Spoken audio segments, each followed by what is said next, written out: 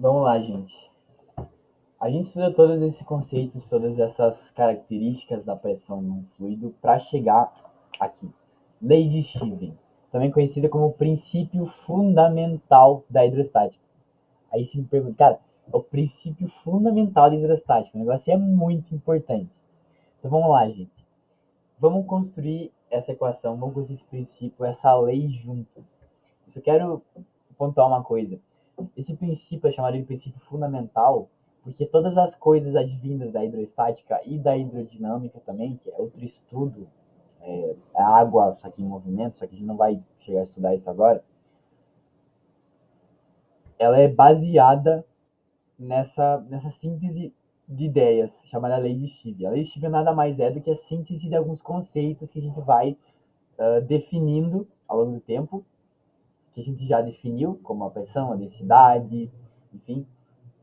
Ele vai fazer a síntese dessas ideias para chegar numa conclusão sobre como que a pressão, ela a dança, digamos assim, ela se move, não se move, mas como que ela funciona num copo de água parado, certo? Tudo bem? Então vamos lá, gente. Vem cá, vamos construir essa ideia juntos. Pega a visão. Aqui a gente tem simplesmente um baldão de água, ou um recipiente grande.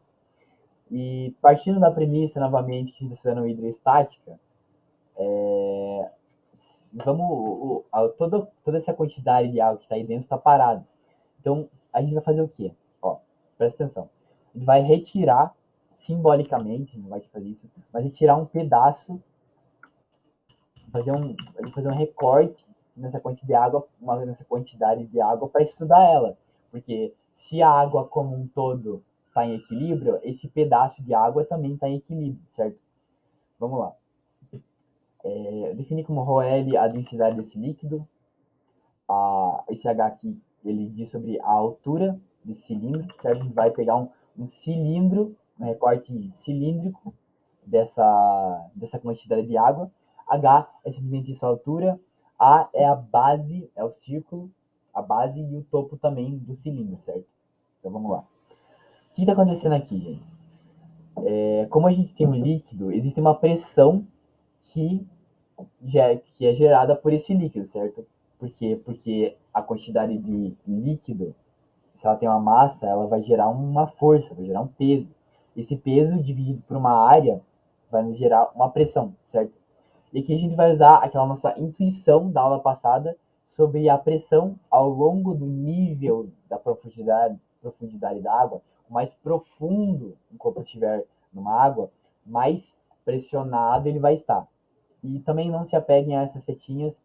A gente está usando isso aqui só pela pura didática da coisa, porque a pressão ela não é definida, não é uma grandeza vetorial, é uma grandeza escalar. Então essas setas elas querem dizer simplesmente visualmente alguma coisa. Perdão. No, na, no eixo horizontal, as coisas já se anulam, tudo certo? Aqui a gente vai estudar como que as coisas se alteram, como que as forças se equilibram na vertical. Tranquilo? Então vamos lá, gente. Vamos começar definindo quais são as forças que atuam nessa quantidade de água. Nessa quantidade de água atuam três forças, certo? Imediatamente no topo desse cilindro, eu não estou desenhando o cilindro inteiro aqui, mas imagina que isso aqui é um cilindro, certo? Desse cilindro, no topo desse cilindro, existe uma quantidade de água, essa quantidade de água aqui, que ela tem um peso, certo? E se ela tem uma força dividida por uma área, ela vai nos gerar uma pressão, certo? Então, o peso que essa quantidade de água faz sobre esse cilindro, a gente representa ela como F1, esse cara aqui, tranquilo? E essa quantidade de água por si só, esse cilindro de água por si só, ele tem um peso, certo? Ele tem uma massa, então ele vai gerar um peso que vai estar ajudando essa pressão inicial a empurrar o corpo para baixo, tranquilo? Essas duas coisas em conjunto vão empurrar o corpo para baixo. Aí, isso é mais um argumento que a gente pode usar para sustentar a ideia de que a pressão no corpo de baixo ela vai ser maior do que em cima, porque você tem, além da pressão, além da coluna de água em cima do cilindro, você tem o próprio peso da coluna de água que está adicionando para colocar o corpo para baixo. Então, a força que tem que colocar o corpo para cima, tem que sustentar essas duas forças que estão pressionando ela, certo?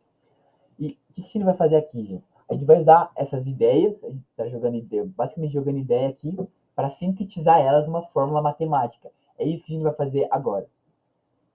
A gente vai partir da premissa de que, obviamente, como eu já falei muitas vezes, esse corpo está em equilíbrio, e o equilíbrio quer dizer que a resultante das forças ela é igual a zero.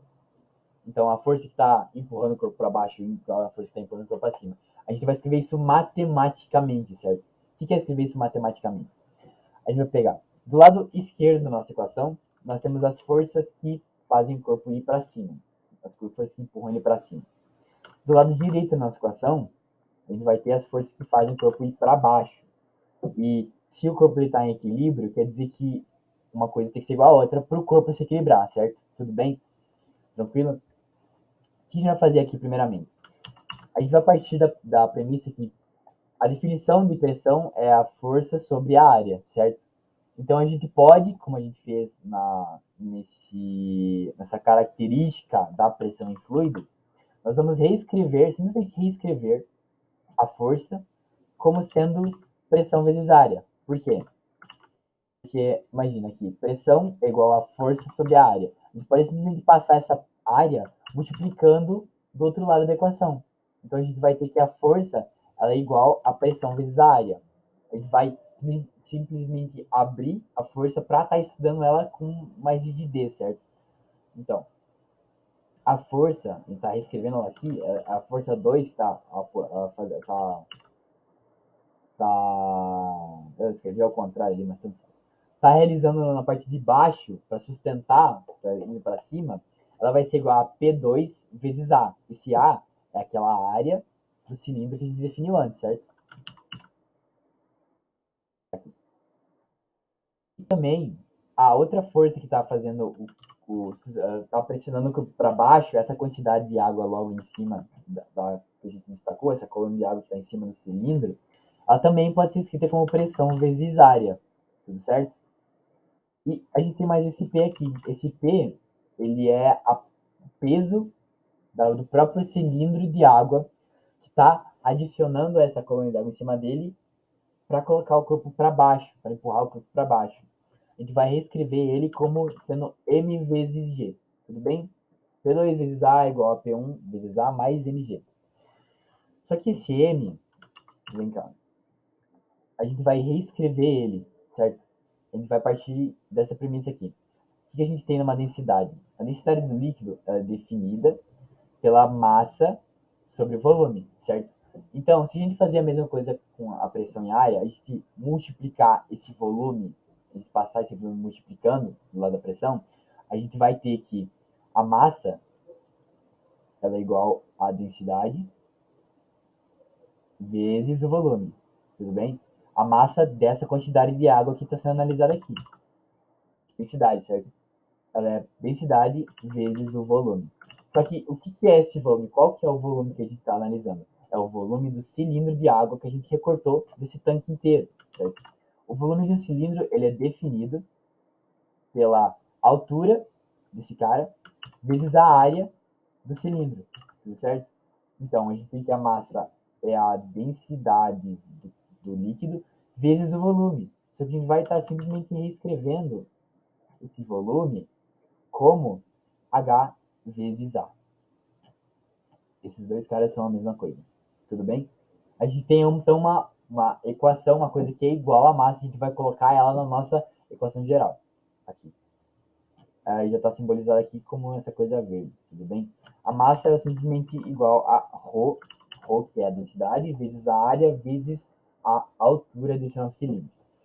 Só que aqui, nessa linha, é que entra a mágica. Prestem bem atenção, porque o que eu vou fazer aqui tem um significado físico muito grande. É uma manipulação matemática que tem um resultado físico, um significado físico muito grande. Desse lado da equação a gente tem P2 vezes A. Só que do outro lado a gente tem P2 vezes A mais ρ vezes A vezes G vezes H. O H se mantém aqui também. O que a gente pode fazer aqui? A gente pode simplesmente cortar essa área dos dois lados da equação. cortando esse corte da área tem um resultado, tem um significado físico muito grande, certo? Isso aqui já para explicar ele. A gente tem então que P2, que é a pressão que está acontecendo nesse ponto aqui, no ponto 1, ela é igual à pressão que está acontecendo no corpo 1, certo? Mais ρGH. ρGH é a pressão que está contida nesse nosso cilindro. Nosso cilindro ele tem uma pressão de ρGH. Isso quer dizer o quê? Imagine isso aqui, gente. Tem um cara aqui. Escrevi o cara menor. O cara. A pressão que esse cara vai sentir da água é essa coluna de água que está pressionando ele diretamente acima da cabeça dele. E esse cara que está nesse ponto aqui, onde a pressão é um nível mais baixo, certo? Qual que é a diferença de pressão entre esses dois caras? A diferença de pressão entre esses dois caras é que aqui a gente tem só essa coluna de água pressionando a cabeça do cara. Só que no cara de baixo, olha o tamanho da coluna que vai pressionar a mais que o cara de cima. Existe uma coluna muito maior. Só que o que define essa maioridade é a altura, certo? É a altura da coluna de água que está logo acima da cabeça desse cara aqui, que está pressionando ele, gente. Essa forma aqui, ela nos diz que a pressão do cara de baixo é igual à pressão do cara de cima, mais a coluna de água que está entre eles, certo? Essa coluna de água, ela é ρ vezes G vezes H. Ρ é uma constante, é uma constante de cada material. Gravidade, ela também é uma constante. Então, a pressão, ela só funciona em termos de altura, gente. Quanto maior uma altura, maior a coluna de água ou de líquido, fluido, que está em cima da cabeça de um que está pressionando o corpo, maior vai ser a sua pressão. Deu para entender? É a síntese de todas as ideias que a gente colocou aqui, todos os conceitos, o conceito de pressão, o conceito de densidade, para chegar nessa fórmula, que ela nos descreve qual que é a pressão de um ponto que está imergido em um fluido. Isso aqui quer nos dizer literalmente isso. Ele está definindo não, mas ele está nos dizendo que a pressão em certo ponto fluido é igual a ρGH. Tudo bem?